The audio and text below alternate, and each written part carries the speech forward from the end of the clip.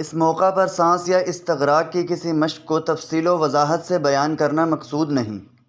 نہ آپ کو بطور خاص کسی ذہنی الجھن کے بارے میں کوئی مشورہ دینا ہے۔ یہ چیزیں تو خط و کتابت سے طے کرنے کی ہیں۔ فی الحال برسبیل تذکرہ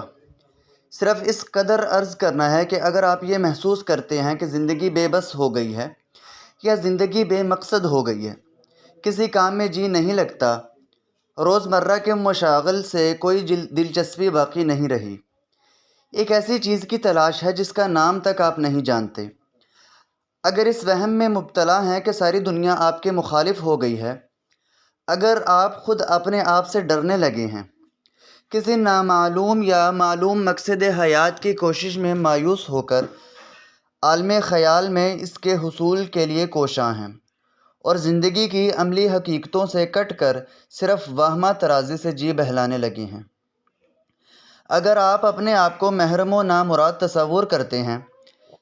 یہ خیال آپ کو ستاتا رہتا ہے کہ آپ سے کوئی جرم سرزد نہ ہو جائے،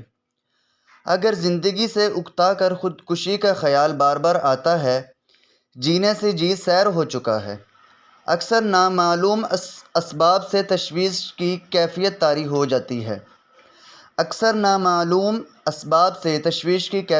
ہو جاتی ہے،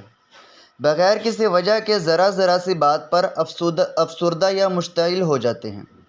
ڈراونے، بے معنی، بے ترتیب، شرمناک، مجرمانہ اور گندے خواب نظر آتے ہیں یا سرے سے خواب ہی نظر نہیں آتے۔ اگر آپ اپنے گرد و پیش کی دنیا یعنی گھر، کنبے، خاندان اور سماجی میل جول کے بجائے اپنے خیالات میں گم رہنا پسند کرتے ہیں، اگر آپ کے نفس سے صرف ایک جذبہ چپ کر رہ گیا ہے، مثلاً غم، غصہ، خود بیزاری، مردم آزاری، حسد، احساس کمتری، خبث، برتری، وہم، احساس گناہ، اشتعال، افسردگی، مردہ دلی اور ہیجان وغیرہ، یا اگر کسی ایسے جسمانی شکایت میں مبتلا ہیں جس کا سبب عضویاتی نہیں ہے، مثال کے طور پر کسی طبی معائنے سے پتہ چلا کہ قلب کا فعل درست ہے اور شریان قلب میں کوئی نقص نہیں، تاہم بے اختیار آپ کا دل دھڑکتا ہے یا دل ڈوبنے کی کیفیت محسوس ہوتی ہے، یا بغیر کسی جسمانی سبب کے آپ اپنے آپ کو جسمانی طور پر ناکارہ سمجھتے ہیں یا جنسی طور پر ناکارہ سمجھتے ہیں، یا محسوس کرتے ہیں کہ شخصیت دو حصوں میں بٹ گئی ہے، یا غیر معمولی تھکن، جوڑوں میں درد، الرجی، لکنت، خلل، فساد ہضم یا اسی قسم کے کسی نفس جسمی عارضے کا شکار ہیں، تو یقین کر لیجئے کہ ذہن نے خطرے کا الارم بجا دیا ہے۔ فوراً آپ کو اپنی ٹوٹی پھوٹی شخصیت کی تعمیر و تنظیم کی طرف توجہ کرنی چاہیے، ورنہ پر پھر کبھی تفصیل سے گفتگو کی جائے گی۔ پاکستان میں معالجین نفسیات کی تعداد زیادہ نہیں ہے، مگر جتنے افراد بھی اس میدان میں کام کر رہے ہیں، ان کی نفسیاتی بصیرت، طبی صداقت، معالجین ہنرمندی اور خلوص کار سے انکار نہیں کیا جا سکتا۔ پچھلے 10 سال میں امراض ذہنی کی تعداد میں 4 گنا اضافہ ہوا ہے۔ ایک نیم سرکاری رپورٹ میں یہ اعتراف کیا گیا کہ صرف مغربی پاکستان کے اندر ذہنی مریضوں کی تعداد 70,000 کے قریب جا چکی ہے، لیکن علاج معالجے کی سہولتیں کتنے افراد کو حاصل ہیں؟ صرف چند ہزار افراد کو۔ ہمارے ملک کے معالجین نفسیات مبارکباد کے قائل ہیں کہ محدود وسائل اور کم تر ذرائع کے ساتھ وہ ترقی پذیر ذہنی امراض اور نفسیاتی آلام کے طوفان کا ڈٹ کر مقابلہ کر رہے ہیں۔ ایک طرف حالات کے جبر اور زندگی کے دباؤ کے سبب روزانہ دل و دماغ کی گتھیوں اور روح و ذہن کے الجھنوں میں اضافہ ہوتا جا رہا ہے،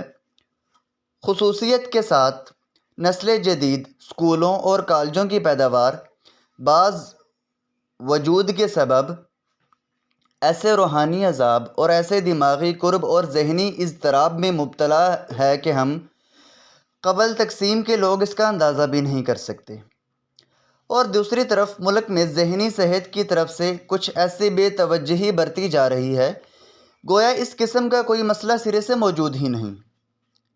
مجھے نہیں معلوم کہ ملک کے چوتھے اور پانچویں تعمیری منصوبوں میں اس اہم ترین مسئلے یعنی ذہنی صحت کے حل کے لیے کیا تجاویز کی گئی ہیں۔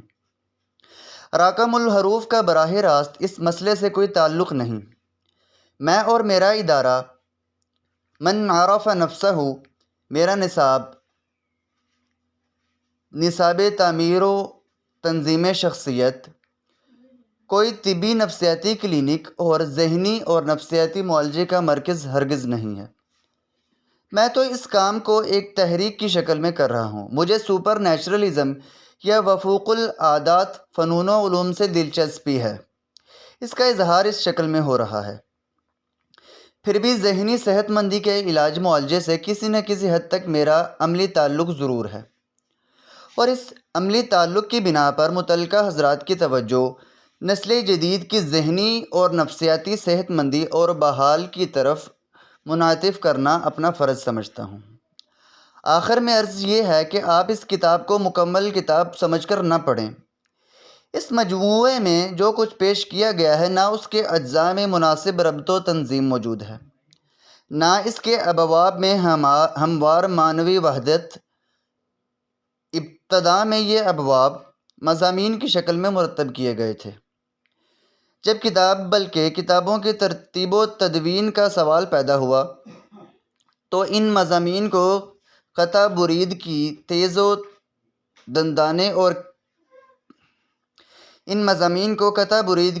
تیز دندانے دار کینچی سے کتر کر کتاب کی شکل میں مرتب کر دیا گیا۔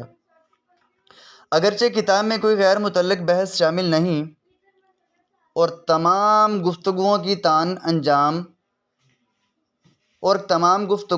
تان انجام کار صرف ایک موضوع پر آ کر ٹوٹتی ہے، یعنی نفس انسانی اور اس کے مظاہر۔ تاہم ایک کتاب میں معنوی پیوستگی اور مضمونی ہم آہنگی ہونی چاہیے، اور ہم آہنگی اور پیوستگی بلکہ چیستگی کا فقدان کہیں نہ کہیں ضرور محسوس ہوگا۔ کیا میں اس فقدان پر معذرت طلب کروں؟ نہیں، معذرت طلبی کا کوئی موقع نہیں، کیونکہ یہ جلد انشاءاللہ متعدد مجالدات کا پیش خیمہ ہے۔